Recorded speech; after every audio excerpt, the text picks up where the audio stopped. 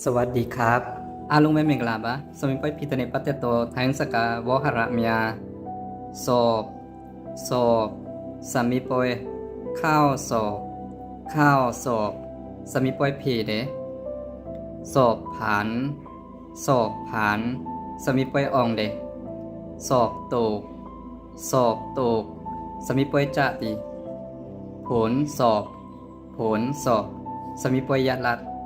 คะแนนคะแนนยามัดการฟังการฟังนาต้องเชินส่วนยีการพูดการพูดสกาเปียวเชินส่วนยีการอ่านการอ่านสัพพะเชินส่วนยีการเขียนการเขียนยีเชนอาลุงเจสุติมาเดขอบคุณมากนะครับเจอกันใหม่นะครับ